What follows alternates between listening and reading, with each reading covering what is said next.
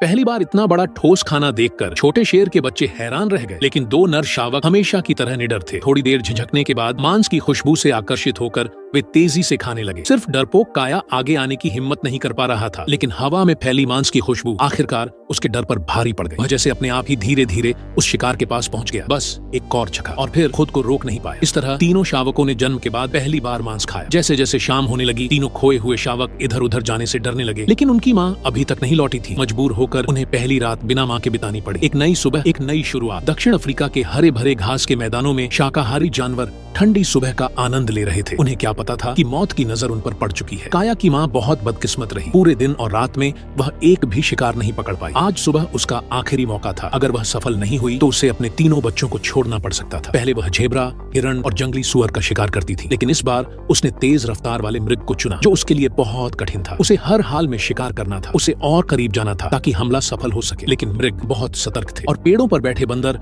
हर खतरे पर नजर रखे हुए थे। उनकी चेतावनी के कारण शिकार पहले ही भाग गया और शेरनी का प्रयास असफल हो गया। वह काफी समय से अपने बच्चों से दूर थी और उन्हें खतरा हो सकता था, इसलिए भूखी होने के बावजूद उसे तुरंत लौटना पड़ा। वह पहले कभी रात भर बच्चों से दूर नहीं रही थी। इस बार वह बहुत चिंतित और डरी हुई थी। जब वह वापस आई तो बच्चों ने उसका स्वागत नहीं किया। उसने कई बार पुकारा, लेकिन कोई जवाब नहीं मिला। खाली मांद को देखकर उसका डर और बढ़ गया। सबसे बुरी बात यह थी कि उसे वहाँ तेंदुए की गंध भी आई। वह तुरंत बच्चों को खोजने निकल पड़ी। कुछ दूर जाकर उसे बच्चों की गंध मिली और उसने पुकारना शुरू किया। जब उसे हल्की सी आवाज सुनाई दी तो उसने राहत की सांस ली। फिर दो शावक झाड़ियों से निकलकर उसकी ओर दौड़े और उससे लिपट गए, लेकिन तीसरा काया अब भी नहीं दिख रहा था। शेर की दहाड़ कई किलोमीटर दूर तक जाती है और थोड़ी दूरी पर काया ने भी अपनी माँ की आवाज का जवाब दिया। सावधानी से खतरा न होने की पुष्टि करके वह धीरे धीरे बाहर आया। एक दिन और रात के बाद चारों का परिवार फिर से मिल गया। भूखे होने के बावजूद उनकी खुशी साफ झलक रही थी, लेकिन वह जगह तेंदुए का इलाका थी जो बच्चों के लिए खतरनाक था, इसलिए उन्हें वहां से जाना पड़ा। अब उनकी यात्रा शुरू हुई, एक सुरक्षित स्थान की ओर। पहली बार उन्होंने अपनी दुनिया को मांद से बाहर देखा। काया तो जैसे पहली बार शहर आया बच्चा था, हर चीज देखकर हैरान हो रहा था। रास्ते में छोटी सी आवाज भी उसे डरा देती थी और वह हमेशा अपनी माँ के पास ही रहता था। उसके दोनों भाई मस्ती में आगे निकल जाते, लेकिन काया